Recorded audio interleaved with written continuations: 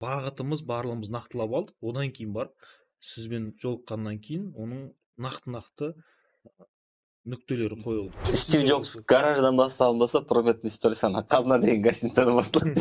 Алды қазаннан. Негізі жаңа келіскен жоқпыз, Басқа ештеңе төленіп жатқан жоқ бізге. Қиып тастаймыз деп. Дәрігерлерге, дәрігер кәсіпкерлерге не айтатын едіңдер? Тәуекел етіп білу керек қой. Бірақ енді оның да өзінің, әркімнің өзінің этабы бар шығар енді. Арамызда бала бар деген сияқты болдық. Ешқайда кете алмайын деп. Примерно солай десең. Сол этаптан өту ғой сен, кабинеттен барлық этаптан өттің, кіші ойлаймын. медцентр ашып өттің, потом уже үлкенге қойсын да. Бәрі ашып кету маңызды ма? Медцентр ашу, кабинет ашып кетуі. Промет қанша адам емдеп жатсыңдар айына?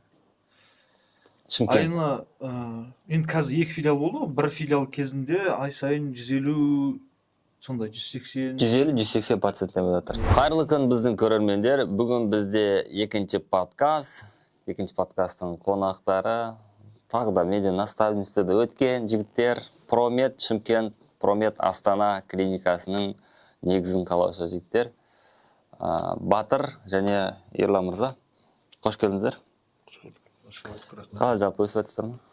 Өсіп жатырық па, кетіп жатырық па? Миллион туда, миллион суда деп па?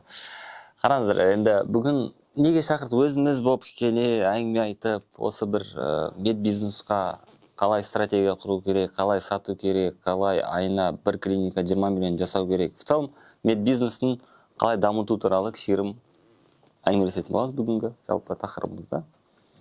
Ондықтан алдымен бірден бастайық. Мысалы, бізде көрермендер бар, медцентр ашып, немесе ашқысы келетін, қалай бастасам екен дейтін көрермендер бар.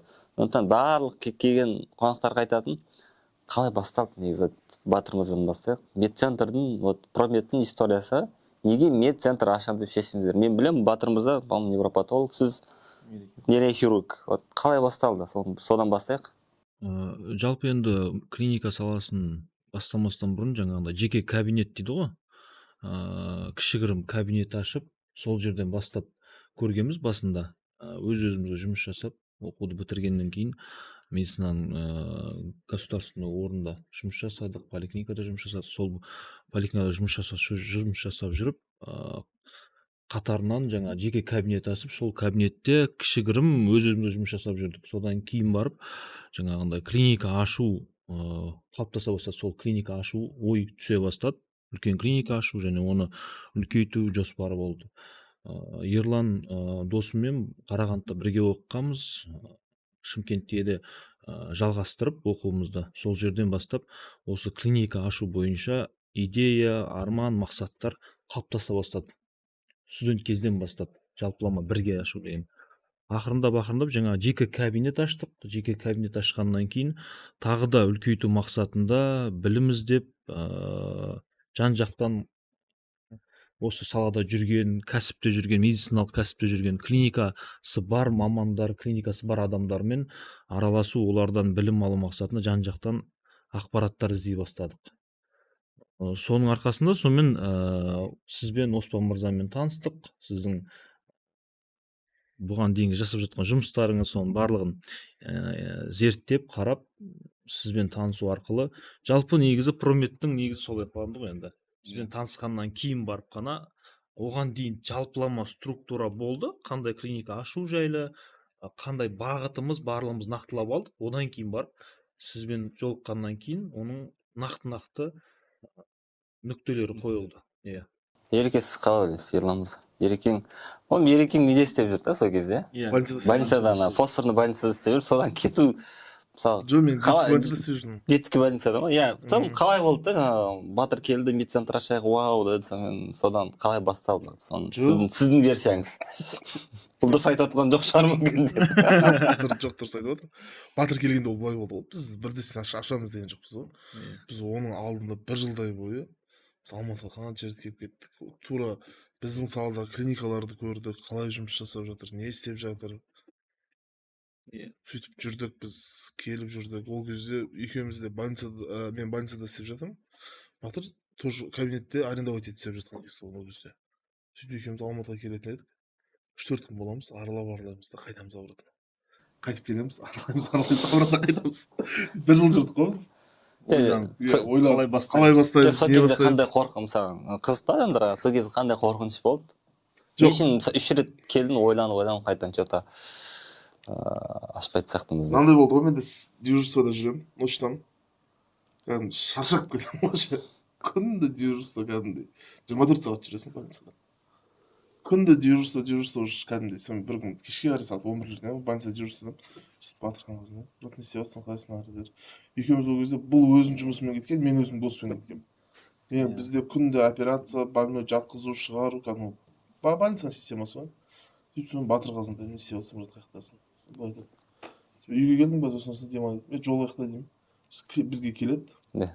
Маған келеді больницаға, отделениеге. Сөйтіп екеуміз жолығамыз, сөйлесеміз, жастықта сөйлесеміз. И одан кейін айтамыз, ашықшы болды, тағы істейікші. Даял өстіп. Сөйтеміз де, Батыр айтады, все хорошо. Ақша бар ма дейді, ақша бар деймін. Сонымен, короче, екеуміз барамыз да. Здание іздедік біз. Бір апта ма, 2 апта ма здание іздедік. Жоқ қой здание. Аллах тағаланың өзі қарасты өзі. Здание идеально шықты. Одан кейін сізбен жолықтық. Бұл жерде айтатын нәрсе еще Промет деген атты сіз айттыңыз ғой негізі. Біз атауында ойлап жүрдік, қандай қоямыз, не деп қоямыз. Промет деген сіз қойып бергенсіз бізге. Енді короче, история түсінікті да. Бірақ сол кезде бірінші қандай қорқыныштар болды? Мысалы, біз бастап жаттық қой, мысалы, енді бренд атын ойлап жаттық, Промет деп, Промакс деп, iPhone Pro Max деген сияқты приколдар кетіп жатыр. Неше түрлі ойлап отқан кезде. Сол кезде алғаш іште бір қандай не болды да, вот көрермендер қызықты, қандай қорқыныштар болды. Сотрудник жұмысқа алуға қорқамыз ғой біз. Біреуді алайық десе қорқасың, мынаны айлығын бере алмай жатсақ не боламыз деп ше. Қорқыныш көп болды негізі бұл жерде. Ең көп қайсы қорқыныш болды? Мыналар болды. Негізі ақшаға тіреледі ғой, қорқыныштың бәрі. Риск, мысалы, енді аз ақша емес, әрине жан-жақтан жиған тергеніңді рисковать етіп жаңағындай істелінетін дүние, оның барлығын, ол ақшаның барлығын салғаннан кейін сол нәрсе өзін ақтай ма, өз-өзін жабала ма, айдалада бейшара болып қалып кетпеймін ба деген сияқты қорқыныш, ең бірінші қорқыныш сол болды. Одан кейінгі қорқыныш сондай деңгейде ниет бар, мысалы, ем жасап жатырмыз, но бірақ енді клиника деген уже көп адамға сен ем көрсетесің, көп адамға уже көмегің тиеді. Соны жасап жатқан емің көмектесе ма деген сұрақ. Мысалы, өзің жасасаң ол нәрсені, әрине ол өз-өзіңе жауап бересің, ал сен клиникаң жасаса, ол жерде сапа құлап кетуі мүмкін. Өзің істемейсің ғой. Сол үшін қорқыныш бар. Ертең нәтиже болмай қалса қалай болады? Емделіп жатқандар жалобы жасаса қалай болады нәтиже? Сол қорқыныштар, негізгі қорқыныш сол. Өз-өзіңе сенбеуден пайда болған қорқыныш қой, былайша айтқанда. Біріншіден ақшаға байланысты, потом жабылып қалмаймыз, клиент қайдан келеді деген сияқты да. Пациенттер қалай табылады, жалпы емделуге адамдар келе ма, келмей ма деген сұрақтар. Береке, қандай қорқыныш болды? Енді ақша, меніңше конфигурация болды да, Ерекеңде ақша болды, определенно. Батырда навык болды, давайте Батыр келдік, ашылайық дедік, бірге солай по умолчанию автомат түрде партнер болып кеттік, дұрыс қой? 1 жыл жүрдік қой, негізі жалпы енді Ерлан Госта менде жұмыс жасап жүрдім, Госта жартылай. И оған дейін частный кабинеттер ашып жұмыс жасап жүрген тұғын. И сол бірдеңе жасау керек деген ойдан шыққан дүниеде, енді ол не істеу керек? Медицинада саласында жүрміз, неге осы саланы дамытпасқа бірдеңе жасау керек болды? Ол бірдеңе, ол кез келген врачтың бір мақсат, арманы шығар, клиника ашу деген ше. Медицинаға түстің, дәрігер болып бітірдің, ары қарай сен пигің ол клиника ашу. Солай ой қалыптасып, 1 жыл, 1,5 жыл асып уақыт жүрдік. Не істейміз, барамыз, көреміз. Қорқыныш, бастамайсың, бірақ қорқа бересің да. Осылай болмай қалады-ау, минусқа кіріп кетем-ау, жұрт қалай ойлайды, адамдар қалай ойлайды, ой, мынау бүйтіп кет деген сияқты сөздердің барлығы басып тастайды адам. Басып тастайды. Ерке, қандай қорқыныштар болды? Батыр лақтырып кетеді ондай болған жоқ па? Мысалы, партнер Батыр емес, сол адам. Партнер, мысалы, қалай болды деген, менде, мысалға енді оңай емес қой. Мысалы, Батырға бірінші дос болып жүрдім да, потом келдіңдер де, типа, давай менде ақша бар, Батыр ашайық. Жоқ, бұл қандай қорқыныштар болды? Бірінші не емес еді ғой. Біз алдында істескенбіз ғой. Иә. Басқа темаларды мысалы бірігіп істесіп жүрген едік. Біріміз танимыз, бұрыннан білеміз. Қорқыныш ол жерде біз ақша жетпей қалды.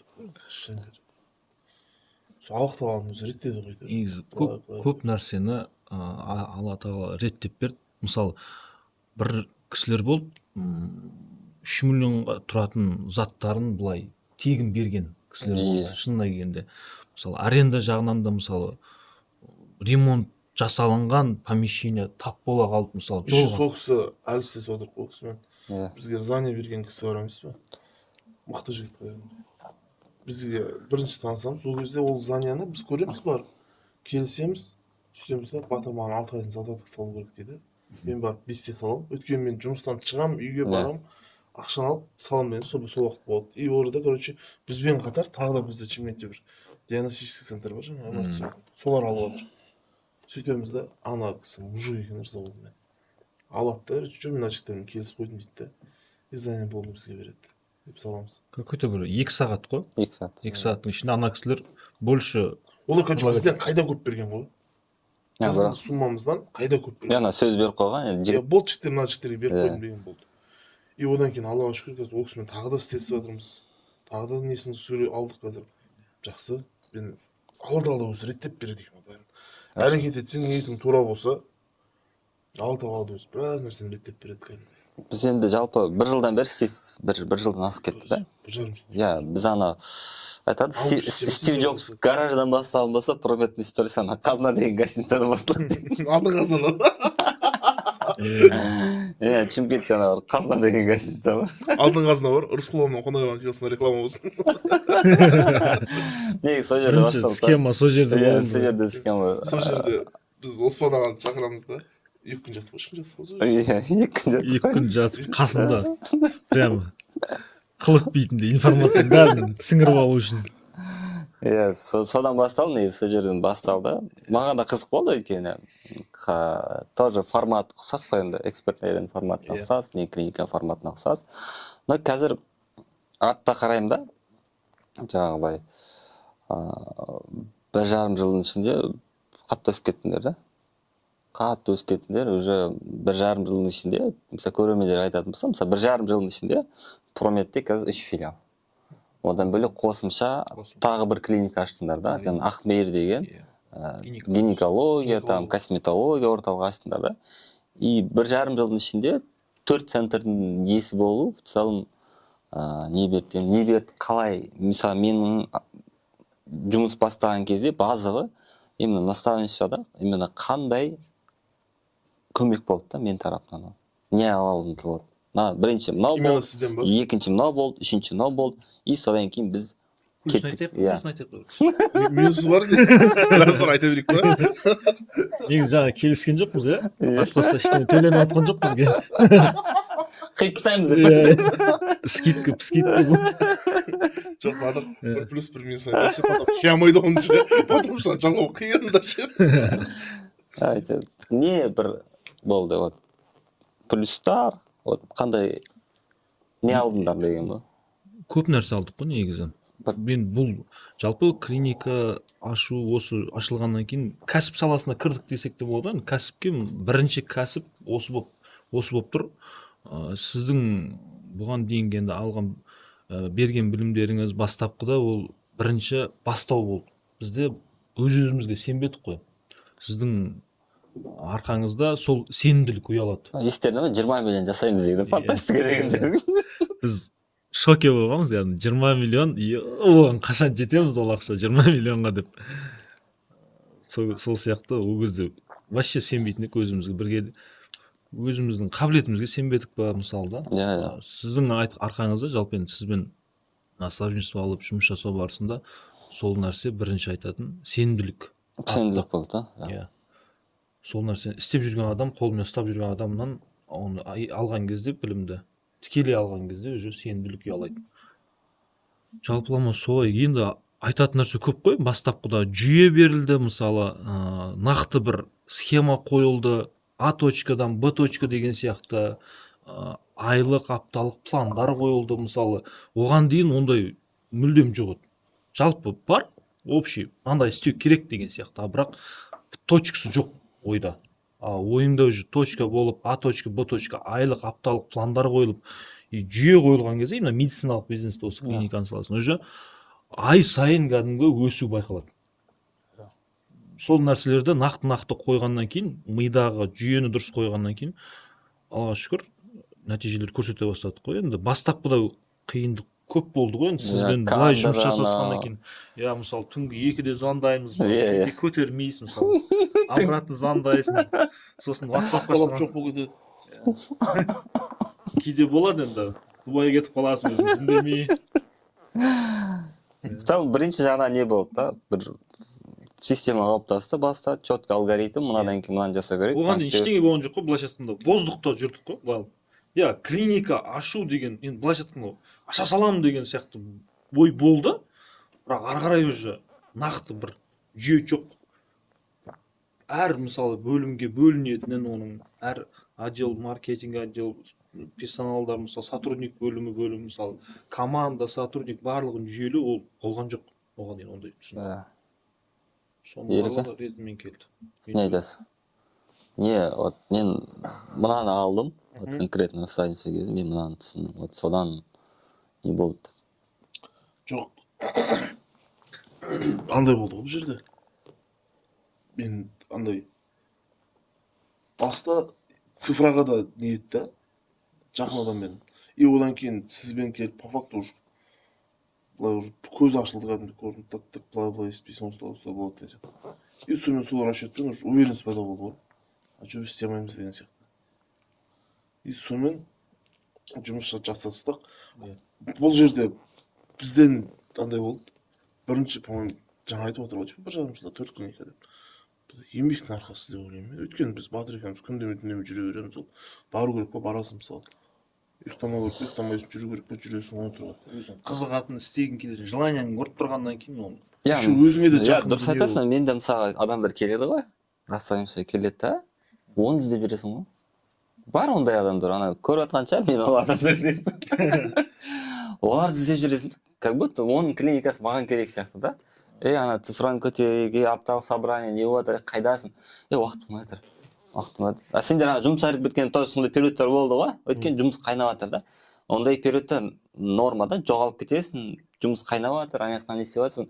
Олар жұмыс қайнап жатқан жоқ та, минуста да адам бірақ жоғалып кетеді да. Бірінші кезекте қазір бұрында қарамайтынмын қатты. Қазір де мысалға қандай адам келіп жатыр, ауға стоит па, стоит емес па, ертең энергияны құрды, мен іздеп жүрмеймін ба деп сөйтіп қарайтын болды. Алғаш кезде бәрін бүйтіп ала бересің, қатты именно консалтинг болып болмайтын. Қазір қарайсың, шынымен де мынау жұмыс жасайтын адам ба, ертең не дейді, артынан іздеп жүресің ба деген сияқты да. Енді мысалға бір жылда негізгі факторларды не деп айтасыңдар, мысалға масштабқа шығып кеттік қой, мысалға Прометті өсіп кетті. Одан кейін Астана ашылды. Астанадан кейін Шымкент ашылды. Сосын Ақмейір ашылды. Сол үлкен бір жылдың ішінде сондай масштабқа шығуға қандай факторлар әсер етті деп ойлайсыңдар? Мына фактор, екінші мынау, үшінші мынау. Бір 3 фактор әсер етті. Мысалы адамдар қызықта қалай жаңағыдай тез ашылып кетті деген сияқты ғой. Әркім өзінің қызметін білсе тез болатын шығар. Бірінші фактор не деп ойлайсыңдар? Функциональный обязанность мысалы. Ол жерде бөлінген нәрсені әркім өзінің қызметін өзі істесе, сонымен тезірек болатын шығар. Енді әр қалада мысалы Астананы ашып жатырмыз, Шымкенттен. Жалпы бұл жерде біз тек қана Ерекең екеуміз ғана емес, бұл жақта артта команда тұр. Мысалы жалпы есептеп қарасақ, қазір біз осы 2024 корпоративінде ұйымдастырып бердік командамызға, керемет деп. Сол жерде уже 100 сотрудник болыпты жо. Демек, бірінші фактор команда, дұрыс па да? Дұрыс құрылған команда. Бір мақсатта құрылған. Бір мақсатта құрылған команда. Сонда тез өсу көрсеткіші жоғарылайды. Екінші не деп ойлайсыздар командадан бөлек? Екінші желание шығар, мен ойлаймын. Бешеный желание. Мен қосатын жүйе түрде да? Ол жүйе бастапқыда, ол бір нені. Жалпы енді біз бірінші бастапқыда бір филиалдан бастадық қой, бір точкадан бастадық. Соны толыққанды жүйелеп, паковать етіп, оны уже А точкадан Б точкасына жеткізіп, әрбір несіне мән беріп, әрқайсысына должностной жүйелеп болғаннан кейін келесін ашу қатты қиындық тудырған жоқ. Жүйеленіп қаласың, ана жаққа барасың, соны копировать етіп қоя саласың, и қатты проблема туындаған жоқ. Кішкене бізде көмекші адамдарымыз да, бізге көмектескен адамдар да көп болды. Бұл жерде енді факторлар, бірінші жана команда, екінші әрине өздеріңе келіп тіреледі ғой. Бастысы желание бар.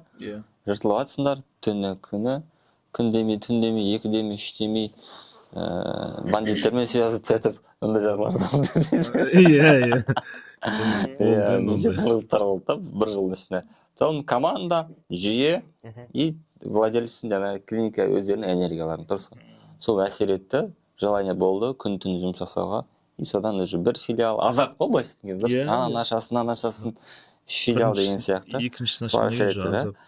Енді мысалға жүр ғой, жаңа көрермендер кеше бірінші подкастта да жаңа Ислам мырза мен Бауыржан мырза да айтты, не деп айтты? Бірінші фактор барлығы неден бастайды? Кабинеттен бастайды. Барлығы сондықтан кабинетте жүргендер, сондықтан уайымдамаңыздар, үлкейесіздер деп па. Енді ашып жатқандар мысалы кабинет бар, білмеймін, кішігірім 100 квадратта жүргендер, 80 квадрат, 3-4 кабинетте жүргендер не айтатын ендер, Ереке? Сондай адамдарға, сондай медцентрі бар, или кабинет бар, дәрігерлерге, дәрігер кәсіпкерлерге не айтатын ендер? Енді бастап келе жатырмын. Енді бастап жатқан ба? Иә. Айтпау керек. Желаниесі болу керек. Андай ғой, бірінші адам өзі конкретно қиналады. Жаны қиналады кәдімгі, анан бәрін жүргізу, адам табу, анау, жүгіріп, соның бәрін шыдау керек қой. Ол жарысына келіп, мысалы, мен кеме сияқты деп тастап кетсек, просто сен кеткен уақытың бар, еңбегің бар, энергияң бар, барлығы үшін білетін сияқты. Соған дайын болу керек қой. Мыслынан дайын болу керек. Ол айтады, мысалы, андай, аузымен айтып, оңай ғой деген сияқты. На самом деле, нифига оңай емес, жүресің сен кәдімгі дейді. Әркіммен қырылып. Анау, ол сенің ответственностьсың, мысалы, полный клиниканың жауапкершілігі. Әшейін просто туалетный бумагадан бастап, дәрігердің қателігінен сен жауаптысың ол жерде. Ол оңай нәрсе емес ол жерде. Қанша андай бір-екі случайлар болады, жаңағыдай не сынып қалатын, мысалы, бір пациенттер келіп жаловаться етеді. Ол на самом деле, оказывается, түптеп проблеманы қарасаң, ол мәселе врачта емес, жаңа пациенттің өзінде екенде. Оның пациенттің историясын қарасаң, ол өзі сондай негативный адам, басқа жерлерде сөйтіп айтып кеткен, жамандап кеткен адам. Ол жалғыз сен емес та. Біз ойлаймыз, бізден байлы проблема деп. Оказывается, осындай моменттер болады. Тоқтансынып қалмау керек. Еңбек етуге дайын болу керек постоянно. В целом қайтпау керек та. Қайтпау керек, Батырсыз, Баке, не айтасың? Енді басымса, сол этаптан өту ғой сен, кабинеттен барлық этаптан өттің, кішін медцентр ашып өттің, потом уже үлкенге қойсын да. Вот солар не айтатын? Не әсер етті? Адам негізі тәуекел етіп білу керек қой. Бірақ енді оның да өзінің, әркімнің өзінің этабы бар шығар енді. Кезегімен келген кезде, мысалы, жаңағында кішкентай кабинеттен, одан үлкен квадратура, мысалы, 15 квадраттан 30 квадраттан, одан 100 квадрат болсын. Соңғы, мысалы, Прометтен алдым, мысалы, Остеомед деген клиник болды, ол 170 алды ма, сондай квадрат, мысалы. Барлық этаптан өтіп барып тұрып тәуекел еткен маған кішкене жеңілдеу болды. Өзім, ол бір кісілер бар, енді бірден кішкентай кабинеттен үлкен проектке секіріп кетеді. Оларда енді риск көп деу тәуекел. Ал егер этаппен келіп жатқан болсаңыз, мен айтам, тәуекел ете біліңіз деп ше. Тәуекел етпесеңіз, мысалы, үлкен мақсатқа, үлкен дүниеге қол жеткізу үшін сіз үлкен нәрсені жіберу керексіз. Сол үшін бірінші несі тәуекел. Одан кейін өзіне сенімділік. Осы екі дүние болса, істеп жатқан нәрсесі шынымен-да Алланың алдында, өзінің алдында адалынан болып жатса, ол керемет, арғай уже берекесін береді. Жалпы, сіз айтасыз, қайтпау керек, сіз айтасыз, тәуекел ету керек. Мен де жаңағыдай Шымкентте атын атап түстенбей қой. Біреулер болды енді, бір клиникалар болды. Сендердің алдында келді, бірақ ойланып кетті да. Тура сондай форматта 2-3 клиника болды сондай келді. Давайте жасайық, таға жүргізейік, үйтейік, соң жоғалып кетті. Потом сендер келді, сендер нормально жүргізіп кеттік та. И анда қазіргі сол жігіттерді қараймын, олар әлі сол деңгейде қалып қойды. Әлі сол деңгейде қалып, өсе алмай қалды да. И сол ойлаймын да, сенмен де адам жаңағыдай, давай бастайық, тәуекел етейік, қорықпады, қайтқан жоқ, и бір результатқа жетті да. Әрине бірінші кезде алаталы, потом екінші кезде біздің инструменттеріміз да, дұрыс жүргізу мәселесі. И соны қараймын да, шынымен де кейбір заттарды уақытылы жасау керек та. Уақытылы рынокқа, уақытылы кіру керек, уақытылы өткен сендер кірген кезде рынок почти бос болды, дұрыс қой. Шымкент салыстырмалы. Жалпы енді Қазақстан медицинасы әлі керем бос қой. Егер жаңа дүние жасап жатса. Жаңа дүние жасап. И ол да бір феномен болды, басталып кетті. жаңа продукт. Өзіңізде бар еді бізде. Жоқ, салыстырмалы түрде бос болды, салыстырмалы түрде бос болды. Сондықтан сол факторлар да әсер етті деп ойлаймын. Енді мысалға екеуің партнер болып бастадық да, партнер болып бастадық. Жалпы қалай жалпы серіктестік деген қалай? Сол туралы бір өздерінің бір ойларын айтсаңдар, ақыл кеңестерің бар. Серіктестік қандай бір келісім шарттар бар ма араларында? Сандыққа салып қойып, бүйтіп жазып, договор печать қойып қойған. Вот сол мәселеде бір өздерінің ойларын бөлсін, партнерство туралы болады. Қалай партнерство? Ереке Батыр қалай, Батыр Ерекен қалай жұмыс жасасу керек? Неге негіздеу керек партнерство деген сияқты ғой. Өйткені адамдардың температурасы әртүрлі да. Дұрыс қой. Біреу 1 миллион теңгеде температурасы көтеріледі, біреу 2 миллион. Басында былай келісесің, потом соңында әртүрлі әңгімелер шыға бастайды. Сендер енді кабинеттен бастадыңдар, 4 метр болдыңдар, дұрыс қой. Енді демек бір не бар да, бір келісім бар. Соны бір ұстап отқан. Енді білмеймін, алдағы уақытта 6 метр болса не болады, білмеймін ғой енді.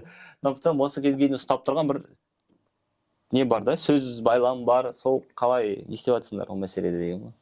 Ереке. Іштеп шығармыз. Және енді Ерлан былайша айтқанда өмірлік досым, бауырым, группаласым, әріптесім, партнерім бәрі болып тұр ғой енді бұл. Ол жағынан қателестім деп айта алмаймын. Толыққанды сенімдім. Арамызда ауызекі келісім болған бастапқыда. Әліге дейін сол арамызда бала бар деген сияқты болдық. Ешқайда кете алмайды деп. Примерно солай десең. Дұрыс қой, партнерство. Енді клиника деген бала ғой былайша айтқанда, оны сен өсіресің оны сен. Партнерство үйлену дейді ғой жалпы. Арамызда сол клиника бар болып тұр ғой енді. Қазір 4 баламыз. 3 жыл бір қызымыз бар. Ақмейір деген қызымыз бар. Ақмейір деген қызымыз бар. Мен солай болып тұр ғой енді. Бір достықтан неге айналған кәсіп болып тұр ғой. Сенімділік қоспан аға бұл жерде. Одан кейін андай бар да. Мынандай болды ма, типа, кет бар, болды деген сияқты, ондай моменттер болды. Мен Қызуханның Батырдың сабырлығы мықты да. Ашуланып кетемін да, и потом қайда өзім деп қаламын. Білемін ғой, мазаны қатыр жүресің ғой, мың рет. Өзімен сондай береді, қайта. Бір қоймайды, отходить етсе, қайтадан сондай береді. Потом WhatsApp фазы. Мысалға, бәке болған жоқ па да ситуация? Жаңағыдай, партнерский визер бар. Примерно сонда ба? Ондай болған жоқ па? Батыр сенде там Ерекеде, блин, что-то болмай кетті. Ереке, қоя саламыз ғой деген сияқты ондай. Жоқ, просто бұл жерде қалай шешесіңдер? Конфликт болды мысалға да. Конфликт бұл жерде мысалы партнер болған не болады? Мәселе ақша келіп жүреді. Көп 90%, 95% ақша келіп жүреді. Мен ойлаймын, Батыр да мен де прям ондай ақшаға біз ашадан емеспіз. Ақшаға аша емес болғанда қалай? Біз бір-бірімізден мысалы арамызда достық бар, и ондай ақшаны бірінші орынға қоймаймыз да. Что-то где-то бұл алдын ала бір істей бер. Андай біреулер болады, партнердің көріп жоқ. Біз бір айтпашы айта кеткен жерде бірінші промет ашатын кезде бір жігіт болды бізде. Атын айтпай ақ қояйын. Болды, давай. Вот жігіттер давайте деп. Есімде жігіт олайсы жігіт есімде. Ертесінде симфония көтерді қонақ. И, короче, Батыр екеуміз отырған арада. Ё-моё, енді істейміз. Оған сеніп қалғанбыз. Білем, ақша құятын болып еді ғой, ақша құятын болып бастап, ол историяны ұмытып кеттік қой ол арада. Біздің ақшамыз сәл жетпей қалды да, сөйтіп ол жігіт болды, давай жігіттер. 5 миллионда құямын дедсің де. 10 миллион. 10 миллион беді, 10 миллион келіскенбіз. Жоқ, бізде, короче, ақшамыз салдық, бар ақшамыз, бірақ жетпейді до конца бітіруге.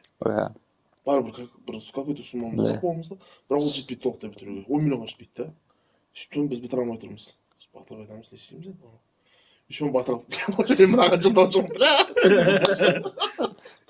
Не адам алып келген? Тоже медицинада жүрген жігіт қой, негізі. Білемін ғой, танимыз ғой ол жігітті. Тоже миник жаңағы кабинетте жүрген жігіт, сонымен мен алып келем, таныстырамын Ерланға, осындай жігіт. Алдағы уақытта жұмыс жасайды, өзі де дәрігер болып деген сияқты, сөйтіп ол кісі осындай келісеміз, қол алысамыз, как болды, ертең. Сосын 3 күннен кейін өзі де жоқ, ақшасы да жоқ, түбегейлі жоқ болып кетті ғой. Сол дұрыс болды деп ойлаймын. Дұрыс қайры болған ғой. Мен оказывается сол моментте мен кәдімгі асыр еміз да. И қазір ойланып қарасам, сол зор болған екен деймін да ше. Біз басында үшеуі отыратын ендер, сыймай. Жоқ, одай емес. Ал сіз онымен біз егер біз онымен істесек, не факт, что біз Астана ашамыз, не факт, что біз Ахмерді ашамыз. Потому что сонымен біз андай байланып қалатын ендер. байланып қалатын еді и конфликт болатын еді по-любому. Бұл өйткені біз онымен бірге өскен жоқпыз, бірге не қылдық. А біз Батыр екеуміз ол бұрыннан да кәдімгі үйленбей тұрып араластық. Үйленгеннен кейін де қазір отбасылы араласамыз, семьямен соң араласамыз. Үйреніп қалғанбыз бірімізді кәдімгі ше. Уже мысалы Батыр телефон көтермесе, уже біле бересің қақта жүрген, не істеп жатқанын, допустим. Примерно бұл залда ғой қазір деп ше. Заранее ше. Сондай да? Как бірінші әйелің сияқты. бала бар, әйелім деген. Жоқ, партнер деген сондай. Не болып кеттің десең. Енді былай жолығатын партнерлар да бар ғой кәсіптен. Мен айта алмаймын нақты мынандай адаммен араласу партнер болу керек, болмау керек деген сияқты. Әркім өзінің ұстанымы, таңдаған адамына байланысты. Біз просто таңдап көрген жоқпыз ғой, партнерді бұйырған. Егер шанс берсе де білмеймін, сонда таңдап көрмедік қой, бізде вариант болған жоқ қой. Вариант болды, қосылыңдар, все ашайық деді, все кеттіге басталып кетті. Солай басталып кетті. Басталды да, сол басталғаннан кейін бұл жұмыс шыға береді, түбіне жетпейсің. Мысалы менде мынандай не бар да. Қазір медцентр дамып жатыр, жеке медцентрлар дамып жатыр. Мысалы қалай ойлайсыңдар? Мысалы қазір частный медцентр, мысалы халыққа көп ұнамайды ғой негізі. Жаңағыдай бәрі частный болып кетті, не болып кетті деген сияқты әңгіме ғой енді. Гос қайда деген сияқты. Мысалы қалай ойлайсыңдар? Мысалы частный медцентрлардың көбейгені жақсы ма, әлде жақсы емес па? Қалай ойлайсың? Конкуренция мықты болады. Конкуренция ол нені пайда, новый идеялар, новшество, жаңадан шығып жатқан технологиялар бәрін дамытады. Мысалы да, біз де сырттан көргендер айтатын шығар. Мысалы, ой, бұлардың клиникасы бар, бұлардың ақшасы көп деген сияқты. На самом деле олай емес. Біз аласың, қайтып өзіне құя Каспийде 5 мың теңге. Қайтып өзіне құя бересің. Әлі күнге дейін солай біз до конца құя береміз біз ол жерде. Өйткені неге? Постоянно новый технология шықса, Батырда, мысалы, Батырмен сөйлесеміз, что там брат не істейміз? Мынандай аппарат бар, осыны көрейік. И болды, қошы да. Вот фокусирован аламыз дейді. Иә, оның өзі жаңағы, мысалы жақында текар алдық қой біз, үш филиалға. Тура солай да, ал просто клиниканың дамығаны, частный клиниканың дамығаны, ол сапалы медициналық білім беруге әсер етеді. Неге? Өйткені әр клиника дамыған сайын, и так та жаңағы кішкентай кабинеттегілер, олардың өздері егер постоянно дамымай отырса, ойынан шығарып жібереді. Оны ешкім біреу бар сен жабыла сал деп айтпайды. Ол өзі өйткені конкуренцияға шыдай алмай кетеді. Ал осылай, мысалы, мықты клиникалар бар да, соларға қараса постоянно дамып отыру. Сол кезде медицина да дамиды, халықтың денсаулығы да жақсарады. Демек ол конкуренция дамиды, содан не болады? Сапа көтеріледі. Халыққа әрине, мысалға, потом баға бойынша демпинг жасайды, мысалға да, ол бір жағынан бір жақсы бір несін береді, мысалға, дұрыс айтасыздар, дамуына не әсер етеді. Сосын мынандай не бар да, айтып жатсыз ба, бүкіл дәрігердің ойында не бар да? Мен медцентр ашсам, ол барлығының ойында бар, дұрыс қой. Мысалы бәріміз ассистентжакты оқыдық, каргуды оқыдыңдар да, Қарағанды университетін медуниверситетін. Генерал болса мен солдат жоқ дейді, турасын жақты медицинаны патология. Енді мысалы мынадай да, енді барлық дәрігер бірдей кәсіп медцентр ашып кету маңызды ма? Сол туралы бөлісейікші. Мысалы, өйткені көпті дәрігерлер розовый очки киіп жүрген дәрігерлер көп. Ашсам, бүйтсем дейтін. Оның бір басқа жағы бар да. Сол туралы айтсам, маңызды ма? Бәрі медцентр ашып кете берді Батыр.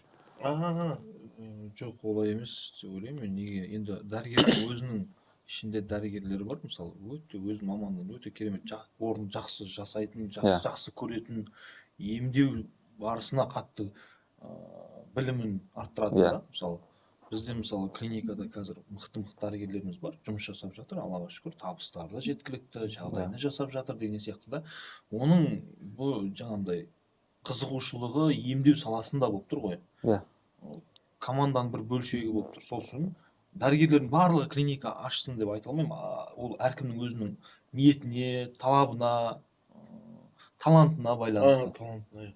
Барлығы ашып кету міндетті емес. Мүмкін емес. Команданың ішінде болса, оның өзі мысалы сол мақсатқа жиналып жатыр ма, соның өзі бірге істеліп жатқан дүние. Жаңа басында бір сұрақ болды, жаңа қалай жалпы құрылды деген сияқты.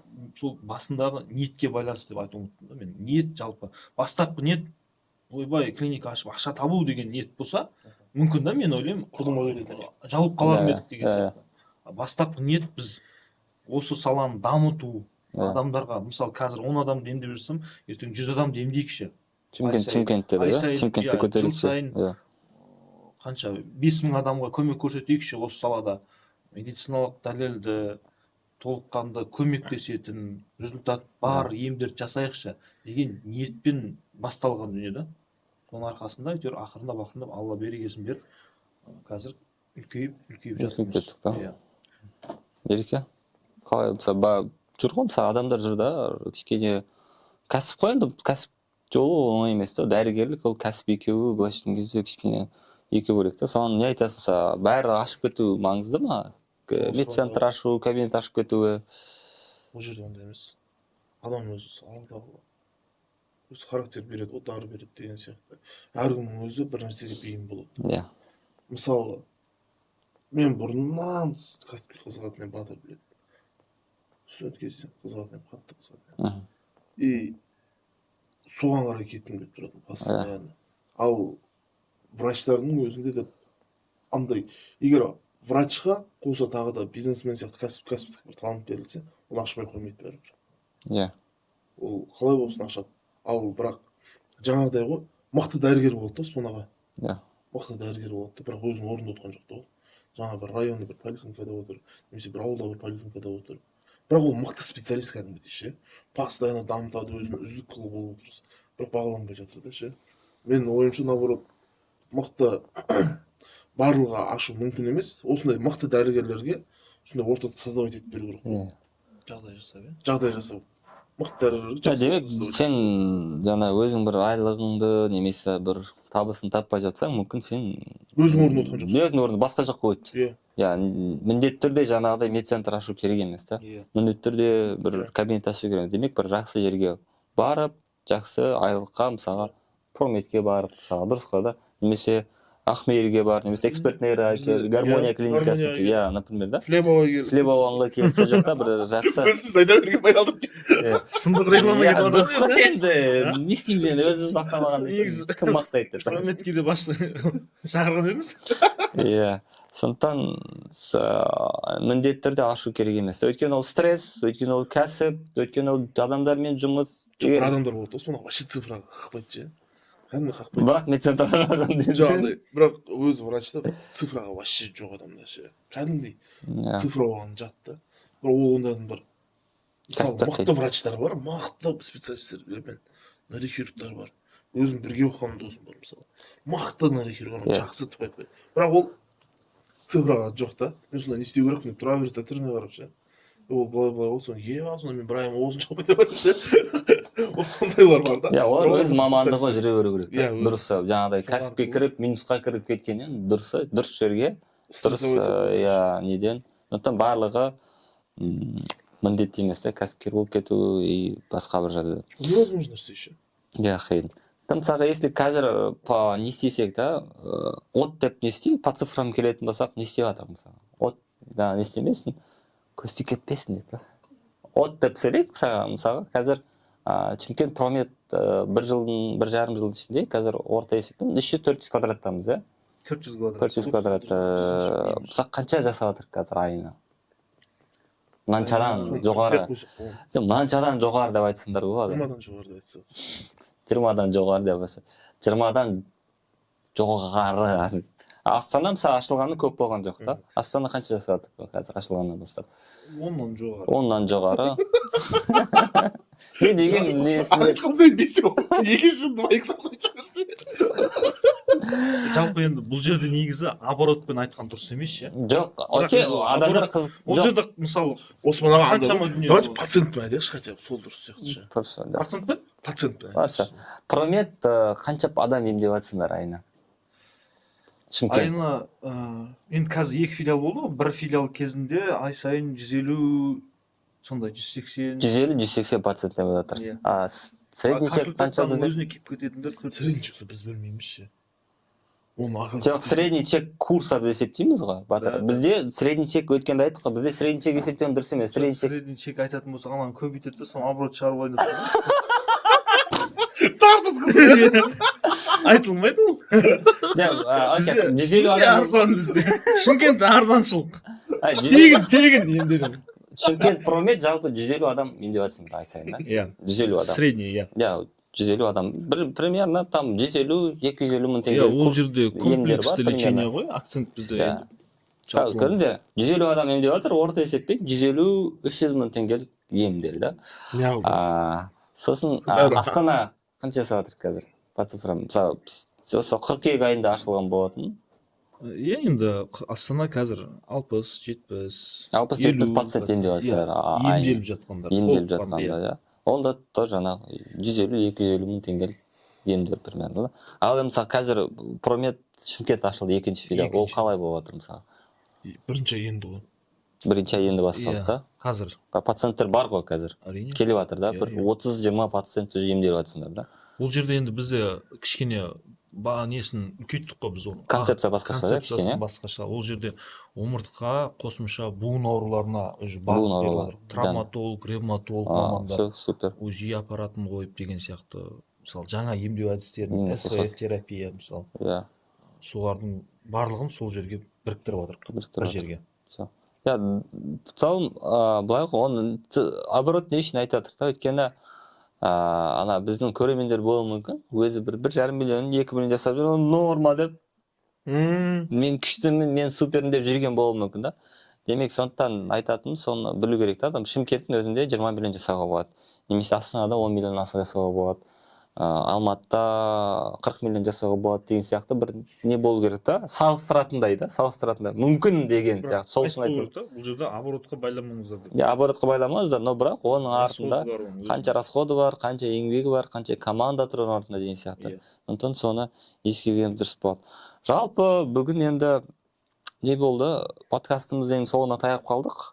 Бір жақсы бір кішігірім медцентр ашып жатқандарға, кабинет ашып жатқандарға пайдалы болды деген ойдамын. Рахмет, жігіттер келіп, уақыт бөліп, бұйырса енді ертең Дубайға кетіп баратырға. Медтур бұйырса, медтурда мощный ертең Дубайға барып, Дубайды чулатып, жаңа бір технологияларды біліп келеміз, алай бұйырса. Сондықтан жылда барамыз осы Дубай медтурға, әлемдік деңгейде өтетін жылда барамыз. Биыл бармағандар, алай жаса келесі жыл барасыңдар да. Иә. Сондықтан рахмет жігіттер, үлкен. Бүгін сонымен аяқтаймыз. Егер медбизнес, медкәсіп, кабинет ашқың келеді, клиника ашқың келеді, стратегия білгің келеді, біреудің тарихын білгің келеді, мен доктор Заманбековтың каналына жазыл, мұнда тек қана медбизнес туралы подкаст, қызықты ақпараттармен бөлісетін боламын. Рахмет.